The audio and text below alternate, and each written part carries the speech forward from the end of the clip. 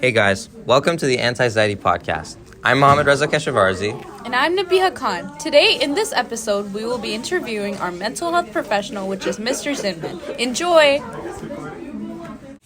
How do societal and cultural norms influence the way youth view mental health? Me personally, or people in general? People in general. I think people are shaped by society. They're shaped by the culture that they are raised in. And so their perception is based on those realities and those experiences, and their behavior is based on those realities and those experiences. And so I think the two go hand in hand. So obviously there's an important connection there. Thank you. What are some common misconceptions that the youth have about mental health?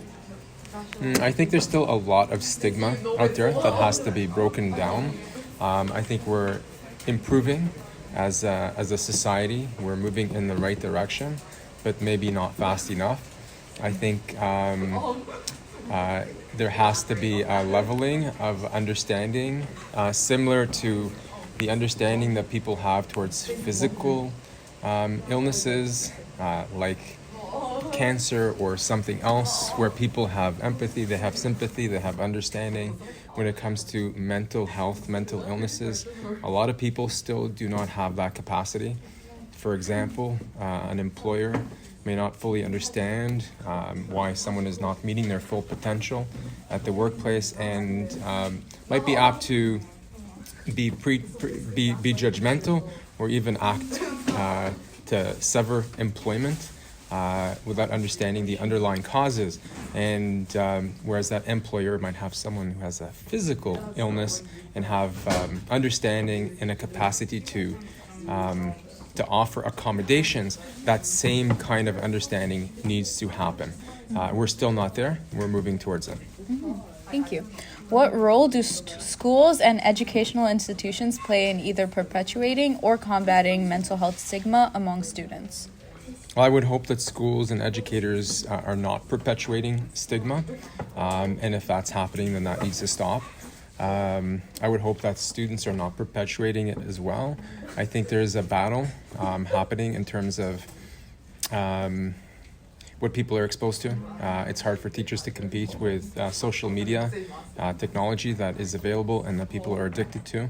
And unfortunately, depending on what people are exposed to, students that is, they might be receiving the wrong message. It's become more difficult to kind of compete with that. But I think on the flip side, I think educators in schools are becoming more of a voice of reason and acceptance and empathy and understanding and teaching. And I think that's improving. I would like to see that continue. We need to bring more mental health initiatives into schools and offer more student voice in the process. It's a work in progress. You mentioned social media, so my next question is, can you explain how social media influences the mental health stigma among young people? Well, students today, most of them spend too many hours on their devices, on social media specifically. Those algorithms are designed to bring people in and to hook them in. And the messages that people are exposed to might not be healthy messages. There's a lot of an increased amount of online bullying happening, and that's bad for self-esteem. It's bad for mental health, and that's just one example. There's a lot to do within social media. Unfortunately, I think it comes down more to government regulation than education. Mm-hmm. It's something that the government has to think about. How does it tackle that problem? Some countries have outright restricted the use of social media under a certain age. A recent example of that is Australia. Yeah, Australia. I think with regulation, there also has to be thought on enforcement. And unfortunately, the genie is out of the bottle. At this point, it's more about maybe protecting the rights and social well-being of future generations. I find it difficult to kind of think about how that reverse procedure happens with people that are 15 and 16 now that have logged in 8 to 12 hours a day on social media. How do you go back on that? How do you restrict content How do you protect the mental well-being of students when these algorithms are designed to do the exact opposite? Your second last question is, in your experience, what are some effective programs or initiatives that have successfully reduced mental health stigma in youth communities? I think the Bell Let's Talk campaign has been very successful at doing that. It seems to resonate and it sticks. It's got wide audience reach. There's been more funding that has been provided to programs like that by the government, and I think that needs to continue. It's got to be a priority for the provincial government, and they look after healthcare, but also the federal government as well. Obviously, governments are concerned with more than just mental health. They're concerned with building roads, and they're concerned with defense, with maybe trying to prevent massive tariffs from coming. And we can't forget that this has to be on the list of priorities, that the future of our country depends on it. We have to have a healthy society, not just a physically healthy society, but a mentally healthy society.